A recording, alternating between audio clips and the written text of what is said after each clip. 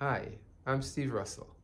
Enough respect to the Ntukuma family for including me in this year's Anansi Sunsplash Conference and Festival. Today, I'll be doing a story for you entitled Brer Anancy and Brother Marcus. My granny used to say that when bird fly too fast, them pass them nest. And Papi sure, him have him own gang. Well, it was no different for Nancy and him one son in Tukuma.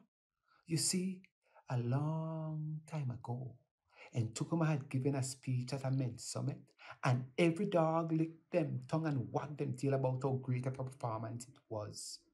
It had gotten to Brer Tukuma head that every girl that he met, he would tell them how he's about to become the next big superstar on the speaking circuit.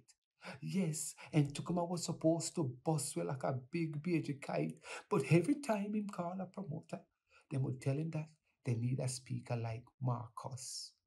And Tukuma had no clue who Marcus was because in his head, he was the only motivational speaker in town. As the years went by, all the ladies in Tukuma had courted started to leave him. Them said, 7 years is too long to wash spot off a guinea hen back. They couldn't wait it any longer for Ntukuma's success. So he decided that he was going to go in search of the Marcus that everybody wanted to book to see if he could become a better speaker and what he could learn from him. So the first person he asked was Brother Nancy. Brother Nancy was intrigued because Ntukuma was never listening to all the advice that he had given him previously. He did remind Ntukuma though, as his parents did for many years, that the humblest calf sucked the most milk. And then he set Ntukuma on his new journey of discovery. He told Ntukuma that the only Marcus he knew was Brother Marcus from St. Anne. He told Ntukuma that if he wanted to speak like Brother Marcus, he needed to make the trip to St. Anne's Bay to seek his help. He said, Son, when you get to St. Anne, ask anyone you see for Brother Marcus Messiah Garvey. No, in order not to forget the name, all Brother Tukuma repeated was Marcus Messiah Garvey.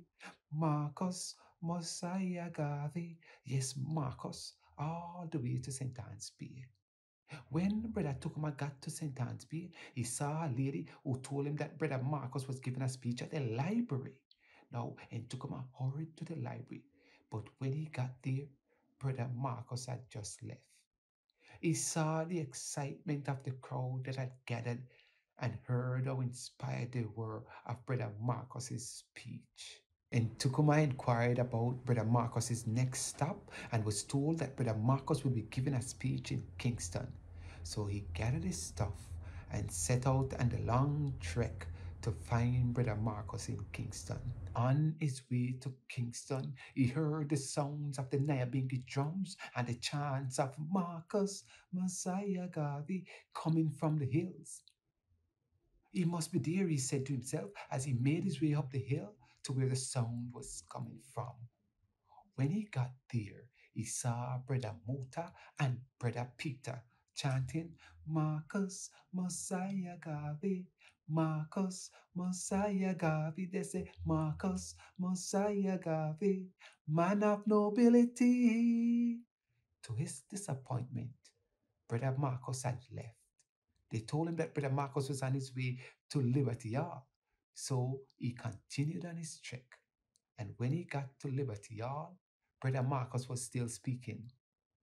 He was captivated by the words of Brother Marcus when he said, Hop, hop, you mighty race.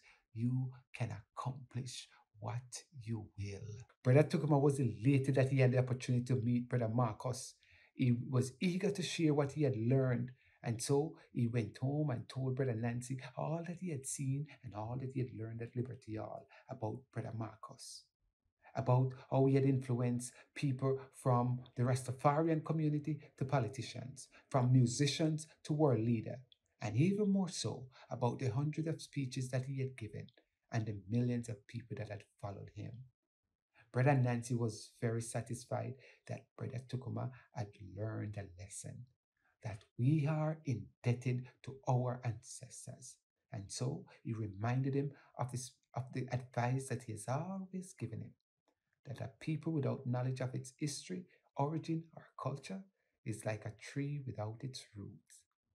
They all look at each other in agreement, nodded, and sang. Marcus, Messiah Garvey, Marcus, Messiah Garvey. They say Marcus, Messiah Garvey, man of nobility.